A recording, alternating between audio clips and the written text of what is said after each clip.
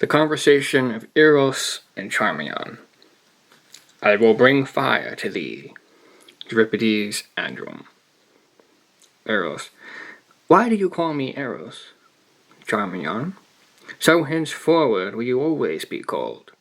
You must forget, too, my earthly name, and speak to me as Charmion. This is indeed no dream. Dreams are with us no more. But of these mysterious anon, I rejoice to see you looking lifelike and rational. The film of the shadow has already passed from off your eyes. Be of heart, and fear nothing. Your allotted days of stupor have expired. And tomorrow I will myself induct you into the full joys and wonders of your novel existence. True, I feel no stupor, none at all. The wild sickness and the terrible darkness have left me, and I hear no longer that mad, rushing, horrible sound like the voice of many waters. Yet my senses are bewildered, Charmion, with the keenness of their perception of the new. A few days will remove all this, but I fully understand you and feel for you.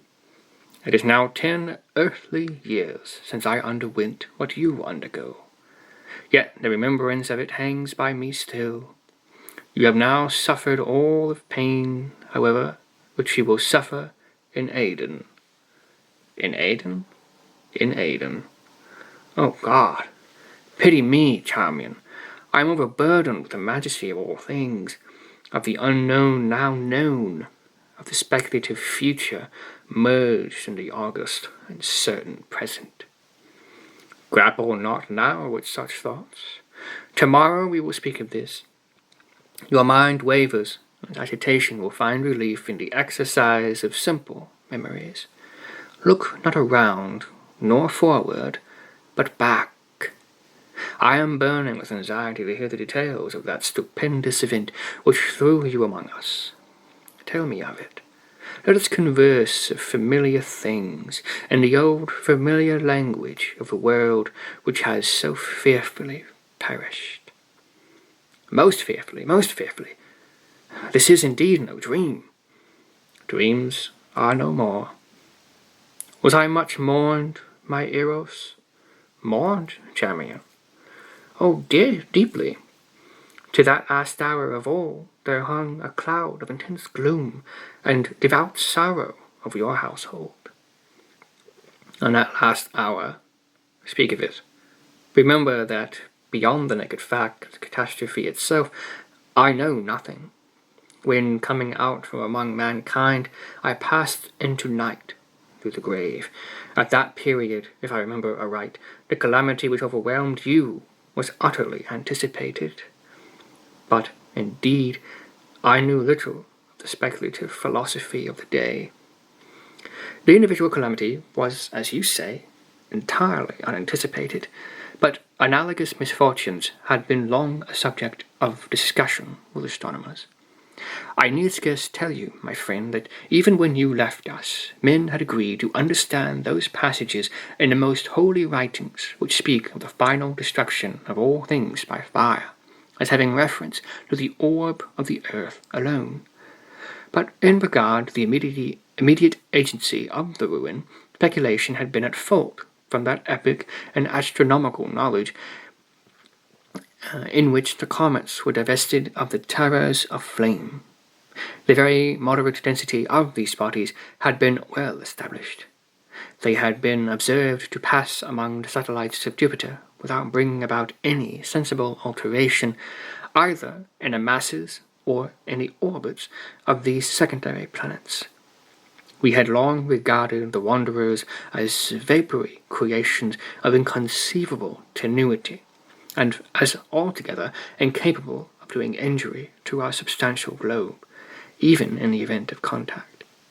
But contact was not in any degree dreaded, for the elements of all the comets were accurately known. But among them we should look for the agency of the threatened fiery destruction had been for many years considered an inadmissible idea. But wonders, and wild fancies had been, of late days, strangely rife among mankind. And although it was only with a few of the ignorant that actual apprehension prevailed upon the announcement of astronomers of a new comet, yet this announcement was generally received with what I know not what of agitation and mistrust. The elements of the strange orb were immediately calculated, and it was at once conceded by all observers that its path, its perihelion, would bring it into very close proximity with the earth. There were 2 or 3 astronomers, of secondary note, who resolutely maintained that a contact was inevitable. I cannot very well express to you the effect of this intelligence upon the people. For a few short days they would not believe an assertion with which their intellect, so long employed among worldly considerations, could not in any manner grasp. But the truth of a vitally important fact soon makes its way into the understanding of even the most spoiled. Finally, all men saw that astronomical knowledge lagged not, and they awaited the comet. Its approach was not at first seemingly rapid, nor was its appearance of very unusual character. It was a dull red, and had little perceptible train. For 7 or 8 days we saw no material increase in its apparent diameter, but a partial alteration in its colour. Meanwhile, the ordinary affairs of men were discarded, and all interest absorbed in a growing discussion instituted by the philosophic in respect to the cometary nature. Even the grossly ignorant aroused their sluggish capacities to such considerations. The learned now gave their intellect, their soul, to no such points as the allaying of fear, or to the sustenance of love to theory. They sought, they panted for right views. They groaned for perfected knowledge. Truth arose in the purity of her strength and exceeding majesty, and the wise bowed down and adored. That material injury to our globe, or to its inhabitants, would result from the apprehended contact was an opinion which hourly lost ground among the wise. And the wise were now freely permitted to rule the reason and the fancy of the crowd. It was demonstrated that the density of the comet's nucleus was far less than that of our rarest gas, and the harmless passage of a similar visitor among the satellites of Jupiter was a point strongly insisted upon, and which served greatly to allay terror. The ologists, with an earnestness fear enkindled, dwelt upon the biblical prophecies, and expounded them to the people with a directness and simplicity of which no previous instance had ever known. That the final destruction of the earth must be brought about by the agency of fire was urged with the spirit that enforced everywhere conviction, and that the comets were of no fiery nature, as all men now knew, was a truth which relieved all, in a great measure, from the apprehension of the great calamity foretold. It is noticeable that the popular prejudices and vulgar errors in regard to pestilences and wars, errors which were wont to prevail upon every appearance of a comet, were now altogether unknown, as if by some sudden convulsive exertion, reason had at once hurled superstition from her throne. The feeblest intellect had derived vigour from excessive interest. What minor evils might arise from the contact were points of elaborate question. The learned spoke of slight geological disturbances, of probable alterations in climate, and consequently in vegetation, of possible magnetic and electric influences. Many held that no visible or perceptible effect would in any manner be produced.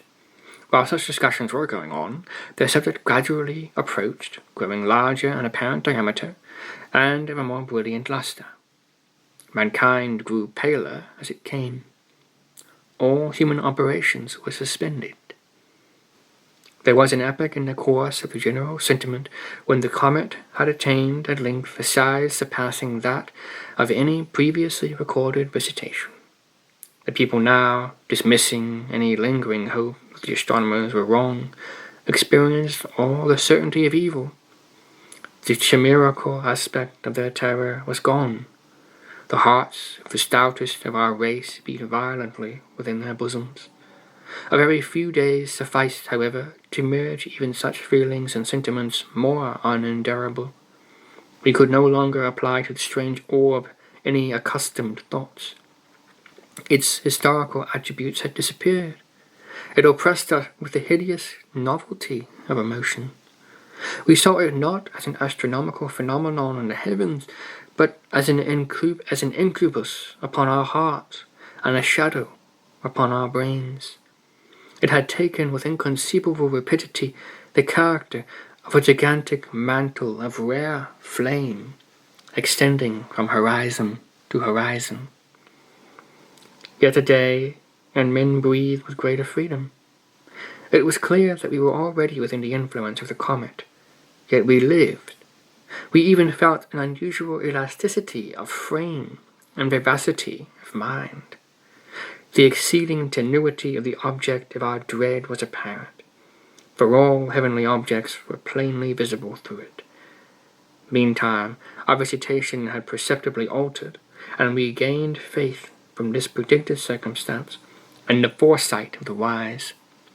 A wild luxuriance of foliage, utterly unknown before, burst out upon every vegetable thing.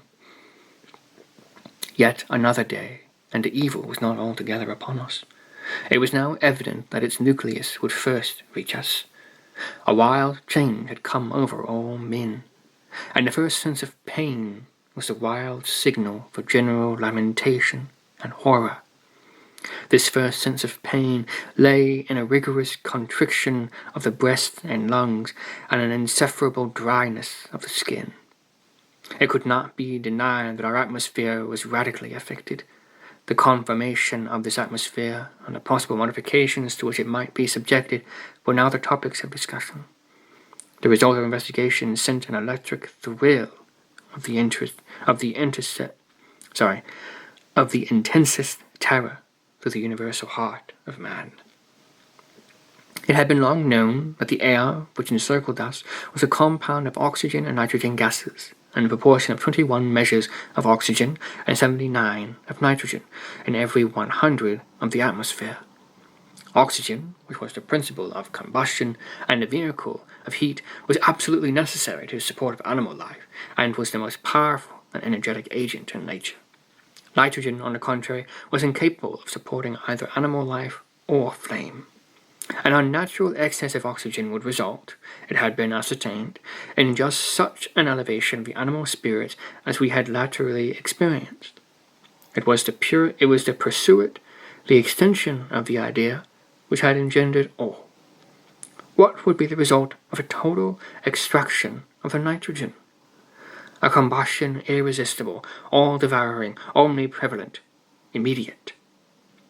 The entire fulfillment, and all their minute and terrible details, of the fiery and horror-inspiring denunciations of the prophecies of the Holy Book. Why need I paint, Charmion, the now disenchanted frenzy of mankind? That tenuity in the comet which had previously inspired us with hope was now the source of the bitterness of despair. In its impalpable gaseous character, we clearly perceived the consummation of fate. Meanwhile, a day again passed, bearing away with it the last shadow of hope. We gasped under rapid modification of the air. The red blood bounded tumultuously through its strict channels. A furious delirium possessed all men, and with arms rigidly outstretched toward the threatening heavens, they trembled and shrieked aloud. But the nucleus of the destroyer was now upon us. Even here, in Arden, I shudder while I speak.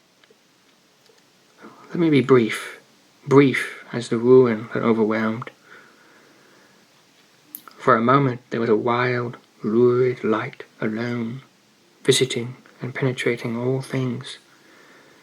Then let us bow down, Charmion, before the excessive majesty of the great God. Then there came a shouting and pervading sound, as if from the mouth itself of him while the whole incumbent mass of ether in which we existed burst at once into a species of intense flame, for whose surpassing brilliancy and all-fervid heat even the angels and the high heaven of pure knowledge have no name. Thus ended all.